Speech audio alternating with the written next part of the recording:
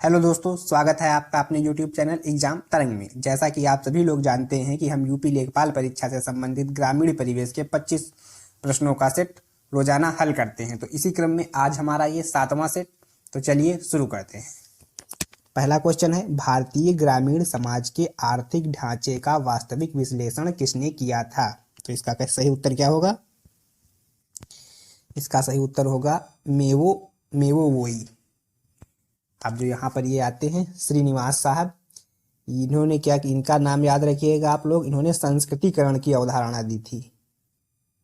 संस्कृतिकरण की, ये क्वेश्चन ध्यान करने वाला है। संस्कृतिकरण की स्थापना की अवधारणा दी थी गांवों में। जैसे ये शोध प्रणालियों का टॉपिक है, संस्कृतिकरण, पश्चिमीकरण, आधुनिकीकरण, तो वहीं से आता है। तो इस एक नाम ये श्रीनिवास संस्कृतिकरण की अवधारणा दी थी और आर्थिक ढांचे का विश्लेषण किया था मेवो ने। तो चलिए नेक्स्ट क्वेश्चन पर चलते हैं।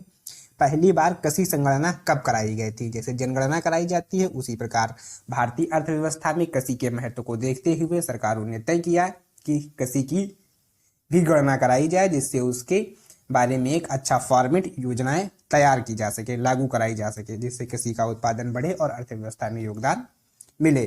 तो इसी क्रम में ये कब कराई गई थी संगणना? ये कराई गई थी 1970 में। अब तक ये किसके द्वारा कराई जाती है? कृषि और सहकारिता विभाग। ये भी पूछा जा सकता है किसके द्वारा कराई जा सकती है, तो कराई जाती है तो कृषि एवं सहभागिता विभाग के द्वारा कराई जाती है। लोग सही से लिख लीजिएगा। और ये अब तक की 9 हो चुकी हैं। चलते हैं नेक्स्ट क्वेश्चन पर। जमींदारी उन्मूलन कार्यक्रम की शुरुआत किस राज्य से हुई थी? तो इसका उत्तर आप लोगों को जरूर पता होगा। यह है उत्तर प्रदेश। उत्तर प्रदेश जमींदारी उन्मूलन अधिनियम कब आया था? 1950 में। उसके तहत जमींदारी उन्मूलन के ही तहत एक अधिकार अभिलेख को खत्म किया गया था। वो कौन सा था? खेवट था। खतौनी अब भी है, ये अधिकार अभिलेख होता था। तो चलते हैं नेक्स्ट क्वेश्चन पर। कृषि सेवा केंद्र नामक योजना किस पंचवर्षीय योजना के कार्यकाल में प्रारंभ हुई थी? तो इसका उत्तर क्या होगा? चौथी पंचवर्षीय योजना के कार्यकाल में एक योजना है, याद रखना है इसको। चलते हैं नेक्स्ट क्वेश्चन पर। निम्नलिखित को सुमेलित करिए। तो ठीक है, ये इधर दिए गए हैं साइंस और इधर दिए गए हैं फसलें या टॉपिक, जो भी आप लोग कहिए। तो इसे एक्वाकल्चर किससे संबंधित है? तो ये संबंधित है मत्स्य से। फ्लोरिकल्चर किससे संबंधित है? पुष्प से। सेरीकल्चर रेशम, विटीकल्चर अंगूर। रेशम पालन को क्या कहा जाता है? सेरीकल्चर। अंगूर उत्पादन में विटीकल्चर। मत्स्य उत्पादन एक्वाकल्चर। फ्लोरिकल्चर पुष्प उत्पादन से संबंधित क्रांतियां हैं। तो आगे चलते हैं। ग्राम विद्युतीकरण निगम की स्थापना कब की गई? तो इसका उद्देश्य क्या था कि ग्रामीण विद्युतीकरण, ये जो बनाया गया था निगम, ग्रामीण विद्युतीकरण निगम, इसका उद्देश्य था कि ग्रामीण क्षेत्रों में विद्युतीकरण की योजनाओं को बढ़ावा मिल सके और वो बराबर स्टेप दर स्टेप लागू होती जाए। तो इसकी स्थापना की गई थी 1969 में। इस दिन कौन सा डे है? बैंकों का राष्ट्रीयकरण इसी साल। याद रखना कितनी बैंकों का राष्ट्रीयकरण हुआ था, तो आप लोग कमेंट बॉक्स में लिखिए। नेक्स्ट क्वेश्चन पर चलते हैं। भारत में सबसे ज्यादा झूम खेती किस राज्य में होती है? प्रतिशतता की दृष्टि से है दोस्तों, ये प्रतिशतता की दृष्टि से किस राज्य में सबसे ज्यादा होती है? तो ये आपका उत्तर होगा नागालैंड। नेक्स्ट क्वेश्चन पर चलते हैं। राष्ट्रीय ग्रामीण पेयजल कार्यक्रम के अंतर्गत प्रति व्यक्ति को प्रतिदिन कितने लीटर पानी उपलब्ध होना चाहिए? तो इसका उत्तर क्या होगा? 70 लीटर पानी उपलब्ध होना चाहिए। और जो ये है, ये इसमें एक और पॉइंट है कि घर से कम 50 मीटर दूरी पर होना, 50 मीटर दूरी के अंदर होना चाहिए। 50 मीटर दूरी के अंदर होना चाहिए। 70 लीटर पानी प्रतिदिन उपलब्ध होना चाहिए। नेक्स्ट क्वेश्चन पर चलते हैं। भारत में स्वास्थ्य अनुसंधान की स्थापना कब हुई थी? तो स्वास्थ्य अनुसंधान की स्थापना 2007 में हुई थी। नेक्स्ट क्वेश्चन पर चलते हैं। गेहूं में प्रोटीन का प्रतिशत कितना होता है? 12, 25, 30, 32। तो इसमें जो होता है गेहूं में प्रोटीन का 10 से लगा के 15% तक होता है। ये अलग अलग किस्मों की वैरायटी पर निर्भर करता है। तो अभी 10 से 15 के बीच में कौन सा है? 12%। तो ये उत्तर सही होगा। नेक्स्ट क्वेश्चन पर चलते हैं। समोच्च कृषि किन क्षेत्रों में अपनाई जाती है? तो ये भी आप लोगों को पता होगा, अपर्दन प्रभावित क्षेत्रों में। ये कॉमन क्वेश्चन है, ये आप लोगों को जरूर आने चाहिए। अगले क्वेश्चन पर चलते। ड्रिप सिंचाई पद्धति का जन्म स्थान कहाँ माना जाता है? तो इसका उत्तर क्या होगा? इजराइल। एक क्वेश्चन लगता है दोस्तों। हाँ, पर्माकल्चर किससे संबंधित है दोस्तों? पर्माकल्चर, इसका संबंध है पारिस्थितिकी कृषि, सिंचित कृषि, ले कृषि, व्यापारिक कृषि। तो ये है पारिस्थितिकी कृषि। इसका अर्थ होता है सतत कृषि से संबंधित है कि पर्यावरण में भूमि से कोई छेड़छाड़ न हो। तो ये सतत कृषि है, भूमि प्रबंधन की एक प्राकृतिक विधि है। चलते हैं अगले क्वेश्चन पर। ड्रिप सिंचाई ये हो गया इजराइल। अगला क्वेश्चन, सामूहिक कृषि का प्रचलन सर्वप्रथम किस देश में शुरू हुआ था? भारत, चीन, पूर्वी सोवियत संघ, क्यूबा। तो इसका उत्तर होगा पूर्वी सोवियत संघ में हुआ था सामूहिक कृषि का। क्यूबा, चीनी का कटोरा। चलते हैं आगे। ग्रामीण डाक बीमा योजना कब लागू हुई थी? ग्रामीण डाक बीमा योजना कब लागू हुई थी? तो इसका उत्तर हो जाता है 1995 में। नेक्स्ट क्वेश्चन पर चलते हैं। केंद्रीय परियोजना चमन का संबंध किससे है? केंद्रीय परियोजना चमन का संबंध किससे है? तो इसका उत्तर होगा कृषि से संबंधित है।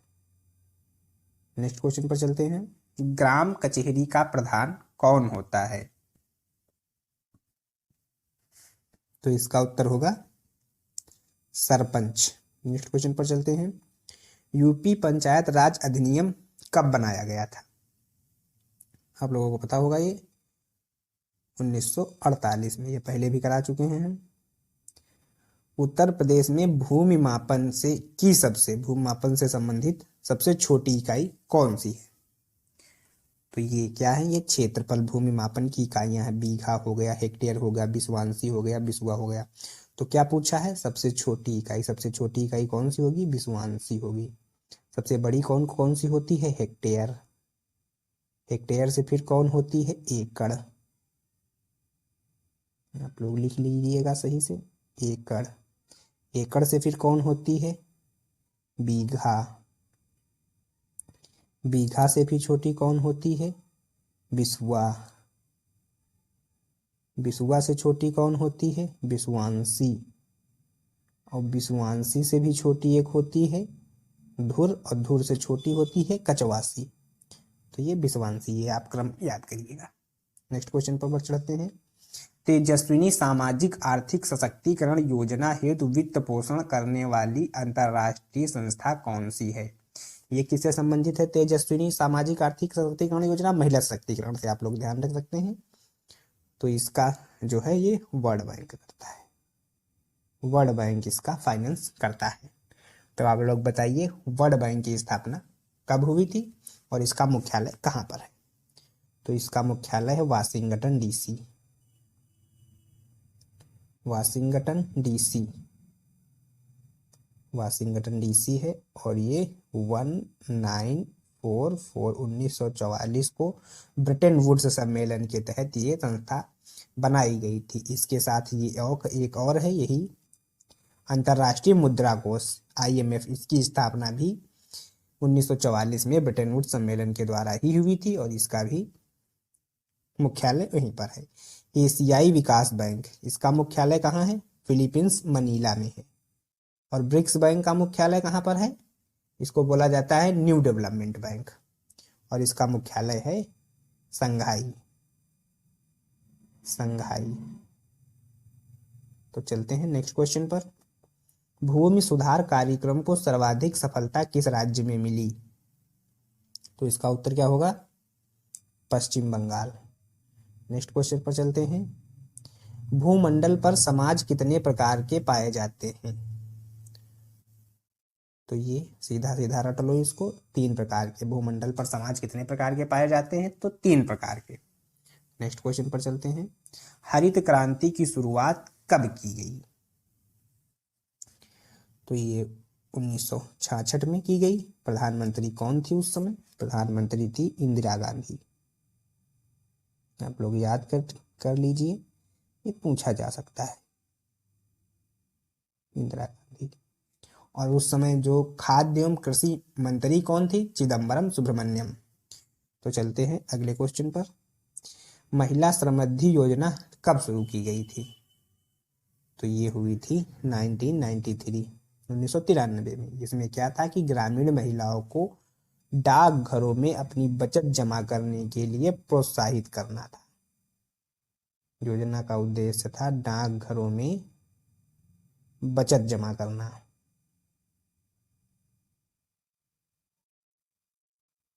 डाकघरों में बचत को जमा करना। तो लास्ट क्वेश्चन पर चलते हैं। समपीयर योजना कब शुरू की गई थी? तो आप लोगों को ये मालूम होगा, इसको याद कर लीजिए। 1980 से 81 के बीच में ये योजना चली थी। 1980 से 81 के बीच में संपूर्ण गजेटियर योजना क्या थी? ये कि जो गजेटियर है ये राज्यों को सौंप दिया गया था। गजेटियर राज्यों को सौंप दिया गया था। अब इसका सबके बारे में देख लेते हैं कि अब से गजेटियर जो होगा वो राज्य सरकारें तय कराएंगी और जिलों का भी राज्य सरकारें अपना एक गजेटियर तैयार करेंगी जो कि हिंदी में होगा। उत्तर प्रदेश में अब तक 5 जिलों में गजेटियर तैयार हो चुका है। 5 जिलों का गजेटियर तैयार हो चुका है। कौन कौन है आप लोग लिख सकते हैं। एक हो गया मेरठ, दूसरा हो गया गाजियाबाद,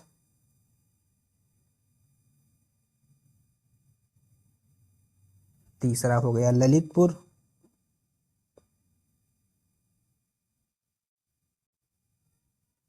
और कानपुर देहात चौथा हो गया।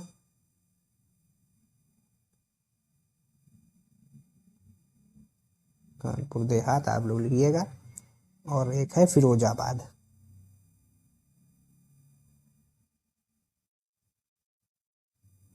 फिरोजाबाद। कौन कौन से हो गए? मेरठ, कानपुर देहात, गाजियाबाद, ललितपुर, फिरोजाबाद।